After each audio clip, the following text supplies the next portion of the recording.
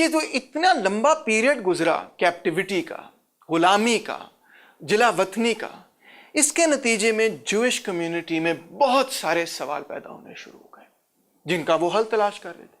اور سب سے اہم ان میں سوال یہ تھا کہ اگر ہم خدا کے خاص لوگ، چوزن پیپل آف گاڈ ہیں، تو پھر یہ بار بار جو ہمارے پر مصیبتیں آ رہی ہیں، اس کی کیا وجہ ہے؟ کیا خدا جو ہے ہم سے اب پیار نہیں کرتا؟ کیا اب ہم چوزن پیپل نہیں ہیں؟ کیا ہم سے کوئی غلطی ہوئی؟ اس کے پیچھے وجہ کیا ہے؟ اور پھر جو اتنا خوبصورت کنگڈم جو ڈیوڈ نے بنایا وہ کیوں تباہ ہوا؟ ٹیمپل آف سولومن کیوں بار بار میں تباہ ہوا جبکہ خدا نے ہمارے ساتھ جو وعدہ کیا تھا وہ کیوں پورا نہیں ہوا؟ اس کے حوالے سے دو قسم کے جواب ملے. ایک وہ جس کو ہم کہتے ہیں ڈومز ڈے پروفیسی، اور ایک وہ جن کو ہم کہتے ہیں ریڈیمشن پروفیسی.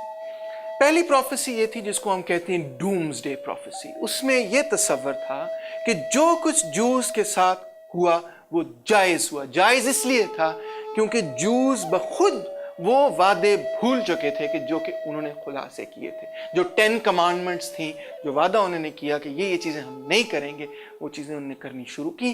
لہٰذا ان کا جو کنگڈم ہے وہ تباہ ہوا اور وہ غلامی میں گئے. دوسری جو پروفیسی تھی اس کو ہم کہتے ہیں ریڈیمشن پروفیسی. ریڈیمشن پروفیسی یہ تھی کہ خدا تعالیٰ ایک ایسا فرد بھیجیں گے کہ جو کہ پرنس آف پیس ہوگا، امن کا شہزادہ ہوگا. وہ کنگ ڈیوڈ کے خاندان سے تعلق رکھتا ہوگا. وہ دوبارہ سے کنگڈم آف گاڈ کو ریسٹور کرے گا. وہ سن آف گاڈ ہوگا اور وہ مسیحا بھی ہوگا. یعنی کہ وہ لبریٹر ہوگا، وہ پیغمبر ہوگا اور وہ دوبارہ سے دنیا کے اندر امن قائم کرے گا. اسرائیل کو دوبارہ سے اور یہودیوں کو دوبارہ سے آزاد کرے گا، خاص طور پہ روم سے آزاد کرے گا. آپ کو یاد ہوگا پچھلے ایپیسوڈ میں نے آپ کو بتایا تھا کہ کس طرح سے روم جو ہے وہ ایک نفرت کی علامت بن چکا تھا. اتنے بھاری بھاری ٹیکسز اور اتنی مختلف جگہوں کے اندر غلامی کا نظام قائم کرنا، ملینز آف سلیوز روم کے نیچے جو ہے وہ کام کر رہے تھے، تڑپ رہے تھے. تو لہٰذا پیلسٹائن کے اندر بھی، جوڈیا کے اندر بھی، اسرائیل کے اندر بھی، یہودیوں کے لیے بھی، جوز کے لیے بھی روم جو ہے وہ ایک انتہائی بربریت اور استحصال کی علامت تھی.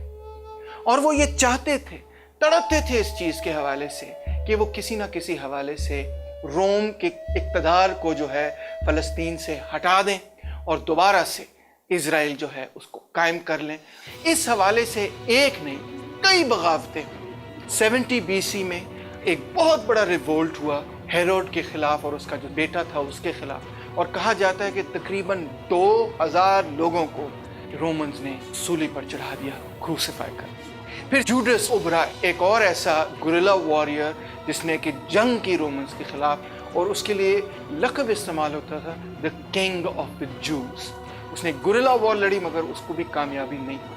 اسی طرح تھیوڈس ایک اور گوریلا واریر تھا جس نے اپنے آپ کو کہا کہ آئی ایم دا مسیحا آف دا جوز. اس نے بھی بغاوت کی رومنز کے خلاف مگر وہ بھی کامیاب نہیں ہوا اور اس کو بیہیڈ کر دیا گیا. تو اس طرح سے ایک پورا پیریڈ آپ سٹڈی کر سکتے ہیں کہ جس کے اندر جوئش وارز جو ہیں وہ جاری ہیں، کہ جب جوز یہ بار بار کوشش کریں گے کہ وہ کسی نہ کسی حوالے سے روم سے آزادی حاصل کر لیں. اور بار بار ایسے لوگ ابھریں گے اس دور کے اندر، جوئش ہسٹری کے اندر، کہ جنہوں نے یہ کوشش کی کہ ہم رومنز کو ہرا دیں اور ان سے آزادی حاصل کر لیں. اور جب بھی روم کے خلاف کسی قسم کی بغاوت ہوتی تھی، کسی قسم کی ریوولٹ ہوتا تھا یا ریبیلین ہوتا تھا یا انقلاب یا ریولوشن کوئی کرنے کی کوشش کرتا تھا یا حریت کی کوئی تحریک چلانے کی کوشش کرتا تھا، تو روم اس کو کیا سزا دیتا تھا؟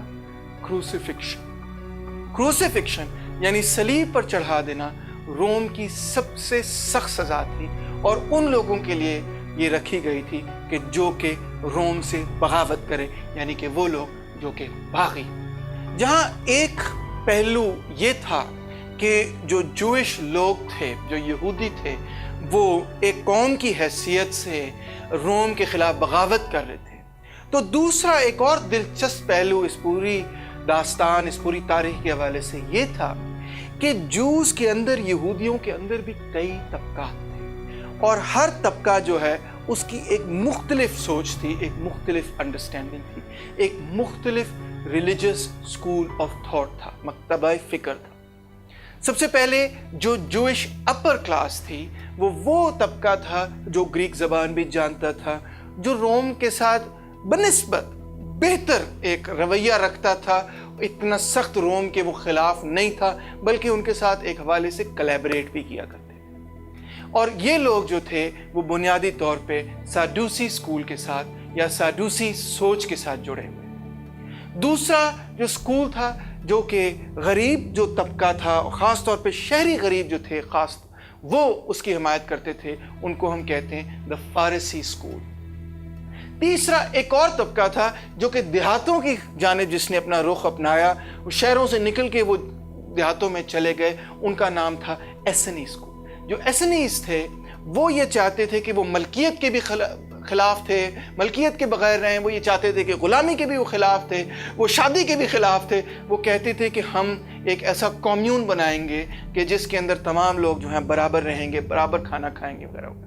اور چوتھا گروپ تھا جن کا نام تھا زیلٹس۔ آج بھی ہم اس لفظ کو استعمال کرتے ہیں انگریزی زبان میں، ڈونٹ بی اے زیلٹ، کہتے ہیں کہ فینیٹک نہ بنو۔ زیلٹس جو تھے وہ سب سے زیادہ فینیٹکس تھے اس حوالے سے کہ وہ یہ چاہتے تھے کہ روم کے خلاف جو ہے بغاوت ہو۔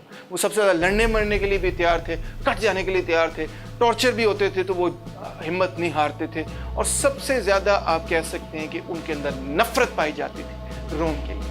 بلکہ اس حد تک نفرت پائی جاتی تھی روم کے لیے کہ جب بار بار بغاوتیں ہوئیں تو جو اپر کلاس جوز تھے، جو کہ روم کے ساتھ جڑے ہوئے تھے اور روم کے ساتھ کلیبریٹ کرتے تھے، زیلٹس نے ان کو بھی قتل کرنا شروع کر دیا، بازاروں کے اندر اسیسینیٹ کرنا شروع کر دیا۔ زیلٹس، ایسنیز اور فارسی جو تھے، یہ تینوں سکول جو تھے بنیادی طور پہ غریب طبقے کے سکول تھے، مختلف حصے غریب طبقے کے تھے۔ اب اس ماحول میں، ایک ایسے ماحول میں جب کہ جو جوئش نیشن ہے وہ ایک بغاوت کے عمل میں ہے روم کے خلاف، اور جوز کے اندر بھی آپ مختلف پرتیں آپ کو ملتی ہیں، مختلف طبقات آپ کو ملتے ہیں، جو کہ جس میں سے غریب طبقہ سب سے زیادہ نفرت رکھتا ہے روم کے لیے، اور ایون جو جوئش اپر کلاسز ہے ان کے لیے بھی سخت نفرت رکھتا ہے۔